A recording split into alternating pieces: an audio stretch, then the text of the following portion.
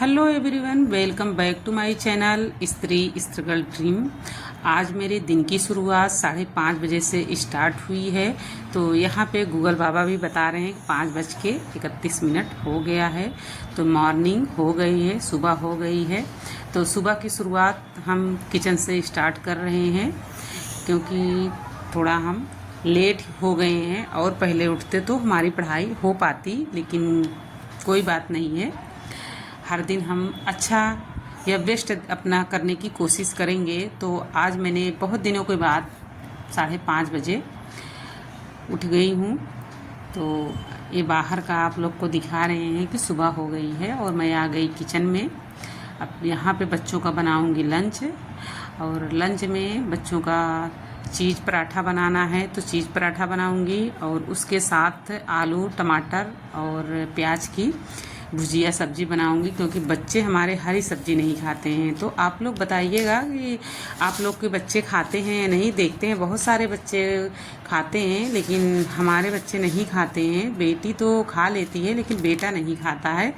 कोई भी हरी सब्जी हो नहीं खाएगा, मतलब XYZ कोई भी हरी सब्जी, सिर्फ आलू के सिवाय कोई सब्जी नहीं खाएगा। तो हरी सब्जी को हम अलग तरीके से अगर बनाएंगे, कभी जैसे लौकी का कोफ्ता बना देंगे तो खा लेगा, या मतलब कि अलग तरीके से कद्दू का भी बना देंगे, पालक का बनाएंगे, मतलब ऐसे बनाएंगे तो खाएगा। बाकी कहो कि हरी सब्जी बना के दे दे, जैसे भिंडी की सब्जी हो गई, नेनुआ तुरई की सब्जी हो गई, करेले की सब्जी, सेम, ये सारी कोई सब्जी खाएगा नहीं। पालक का भी नहीं खाता था, लेकिन उसको धीरे धीरे मैं खिलाने लगी। 1-2 बार तो उसको उल्टी आई, लेकिन फिर धीरे धीरे वो खाने लगा। तो मैं खिलाने की बहुत कोशिश करती हूँ, लेकिन बट वो खाने के लिए तैयार ही नहीं होता है। फिर भी प्रयास में लगी रहती हूँ कि इसको किसी दूसरे तरीके से बनाएं ताकि बच्चे खा लें। तो प्रयास हमारा जारी ही रहता है। तो किचन में मैं यहाँ पे आ गई हूँ, और किचन में अब मैं बच्चों का लंच प्रिपेयर करूँगी। उसके बाद अपने लिए नाश्ता तैयार करूँगी, क्योंकि बच्चों के साथ ही थोड़ा सा हो जाता है नाश्ता, तो ठीक रहता है। नहीं तो जब बच्चे 2 बजे आते हैं स्कूल से तब मैं बनाती हूँ, और जब बच्चे आ जाएंगे तब खाऊंगी। इससे अच्छा है कि थोड़ा सा मैं अपना कुछ खा लेती हूँ, फिर उसके बाद पढ़ाई करने मैं बैठ जाती हूँ। तो अभी तो फ़िलहाल यहाँ पे मैं अब आलू टमाटर की सब्ज़ी बनाने चल रही हूँ। फिर उसके बाद देखती हूँ क्या काम आगे करती हूँ। अभी तो फ़िलहाल यही कर रही हूँ यहाँ पे, फिर मैं बैठ जाऊंगी अपनी पढ़ाई करने।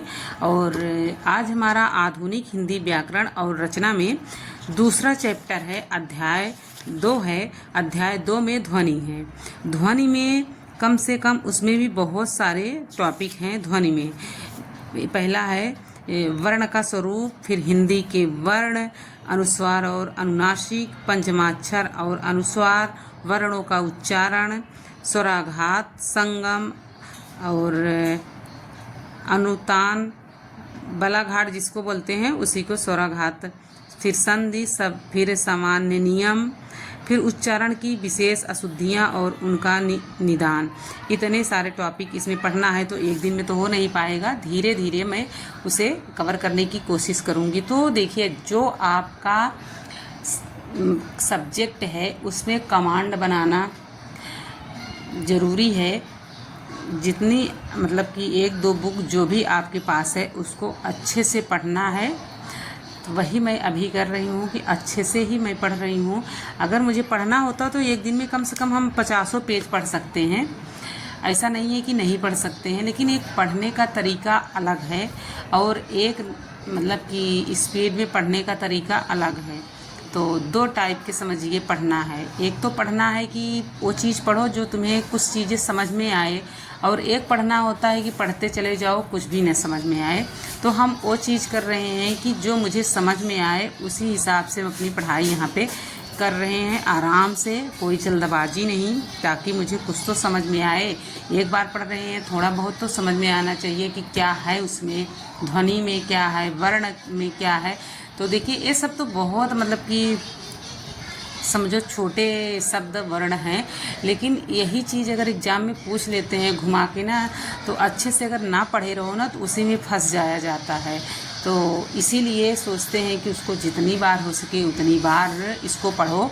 इसके पहले मैं जब इंटर कॉलेज में मैं पढ़ा रही थी ना, तो मुझे बहुत अच्छे से आता था, क्योंकि हर दिन पढ़ाती थी, 12 तक पढ़ाती थी। 6 में वही पढ़ाएं, 7th में, 8 में, तो वर्णमाला तो सब में होगा, ध्वनि तो सब में होगा, चीज़ें तो होती ही हैं, तो बार बार रिपीट हो रही थी। तो जब रिपीट हो रही ना, तो वो चीज़ बहुत अच्छे से याद हो गई थी। फिर मैं 2023 में छोड़ दी, 23 या नहीं 24 में मैंने छोड़ दी, अगस्त में ही। तो 24 में छोड़ दी, फिर 25, फिर 26 चल रहा है। तो जैसे कि इतनी ज़्यादा तनाव होते हैं, मानसिक तनाव की वजह से जैसे लगता है कि सब भूल गए हैं, कुछ भी नहीं आ रहा है। तो ये चीज़ बहुत होता है, बहुत जल्दी हम भूल जाते हैं। कभी कभार तो किचन में भी कोई काम कर रहे हैं तो भी भूल जाते हैं, जैसे कभी सब्ज़ी में नमक डालना, अधिकांश हम सब्ज़ी में नमक डालना भूल ही जाते हैं, या कुछ और काम करने लगते हैं तो फिर भूल ही जाते हैं कि इसमें कुछ और ऐड किए कि नहीं। ये सारी चीज़ें हो जाती हैं। तो यही सारी चीज़ें चल रही हैं। और आप लोग क्या पढ़ रहे हो, आप लोग बताइएगा। हिंदी आधुनिक व्याकरण और रचना है, ये वासुदेव नंदन प्रसाद जी की ये वाली बुक है। और हिंदी साहित्य का इतिहास जो है डॉक्टर नगेंद्र और हरदयाल की ये वाली बुक है। तो अभी तो मेरे पास 2-3 बुक हैं, यही हम पढ़ रहे हैं। बाकी भी रामचंद्र शुक्ल की बुक लेनी है, मार्केट जाएंगे तो उनकी बुक हम लेके आएंगे। और काव्य शास्त्र की मेरे पास एक बुक है, जिसका मतलब कि जो लिखे हैं निशा अग्रवाल का है, काव्य शास्त्र की। तो इसमें भी है, अच्छा है, ये भी बुक अच्छी है। तो जिसके पास होगी उसको तो पता होगा कैसी बुक है। इसमें भी जैसे संस्कृत काव्य शास्त्री, पहला खंड इसमें यही है कि संस्कृत काव्य शास्त्री चर्चा का आरंभ और विकास। इसमें काल विभाजन, प्रारंभिक काल, रचनात्मक काल, निर्णयात्मक काल, व्याख्यात्मक काल, तो ये सब कुछ है। फिर उसके बाद द्वितीय खंड में वही नाट्य शास्त्र की रूपरेखा, भाव एवं रस, भाव के भेद, भाव का रस संबंध, तो रस का स्वरूप, रस सुख रूप है या सुख दुख रूप, तो ये सब इसमें द्वितीय खंड में है। ठीक, ये 5 खंडों में है। तो तीसरा खंड इसमें काव्य लक्षण एवं काव्य स्वरूप है, और चौथा खंड है छंद शास्त्र है, और 5वां खंड है भारतीय एवं पाश्चात्य काव्य शास्त्री अवधारणाओं की तुलना, भरत मुनि एवं अरस्तु के विशेष संदर्भ में है। तो इतने सारे इसमें खंड हैं। तो इसमें 5 खंड हैं इस वाली बुक में, भारतीय काव्य शास्त्र में, जो निशा अग्रवाल की है। और आधुनिक हिंदी व्याकरण और रचना की जो बुक है ये है वासुदेव नंदन जी की है। तो अभी तो मेरे पास यहाँ पे 3 ही बुक है, और प्रीवियस ईयर की बुक है, गांव में है, तब जाएंगे तो उसे लेके आएंगे। अभी तो फ़िलहाल यहाँ पे इतनी ही बुक है, इतना पढ़ने में तो कुछ टाइम लग रहा है। अगर पढ़ना चाहें तो पढ़ ही डालें, लेकिन मतलब समझ के पढ़ना है, और अब अपना टाइम वेस्ट नहीं करना है। देखिए, खुद को बदलना है, तो फिर जिससे आपकी ज़्यादा बातें होती हों, जो आपका ज़्यादा टाइम लेते हों, जैसे घंटों घंटों आपकी बात होती है, तो फिर वो सारी चीज़ें आपको कम करना पड़ेगा। जो अपना टाइम आप अपनी पढ़ाई पे दे रहे हो, उसी में से तो आप निकाल के जो बात कर रहे हो फ़ोन में, वो टाइम जा रहा है। तो वो हमारा भी जा रहा है, हम भी अभी तो बात ही करते हैं, अभी तो ज़्यादा ही कुछ बात चल रही है। यहाँ पे आ गए हैं तो मेरे भी चले जा रहे हैं घंटों के टाइम, लेकिन इसको कम करना है। और 90 दिन का चैलेंज लेना है, और हर दिन 6 घंटे की पढ़ाई करना है, हर दिन। तो अभी तो मैं गांव जाऊंगी सैटरडे को, सैटरडे के बाद फिर मैं उधर से रिटर्न आती हूँ, तो फिर मैं ये चैलेंज लेती हूँ कि मैं 6 घंटे हर दिन पढ़ाई करूँगी। और टाइमर लगा के आप लोग को दिखाऊँगी, जिस तरीके से मैंने LT ग्रेड में अपनी पढ़ाई की थी, टाइमर लगा के आपको दिखाती। 6 घंटे 8 घंटे मेरी पढ़ाई हो जाती थी LT ग्रेड के टाइम पे। उसी तरीके से मुझे UP TGT PGT की तैयारी अच्छे से करनी है।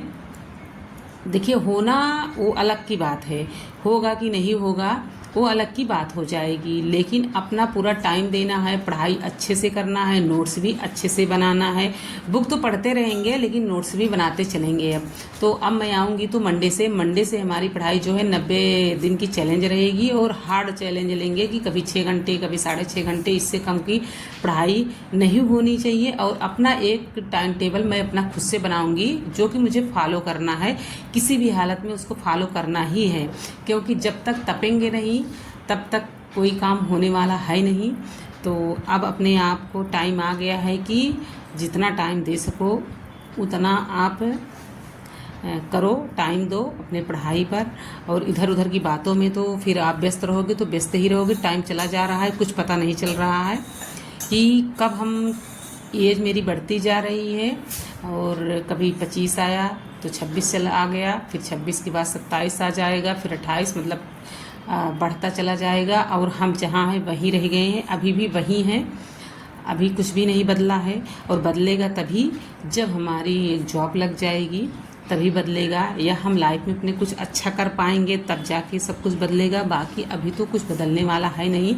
और बदलेगा तो हमारी मेहनत से बदलेगा। किसी भी प्लेटफॉर्म पे काम करेंगे तो भी मेहनत करनी पड़ेगी, बिना मेहनत के कुछ नहीं होने वाला है।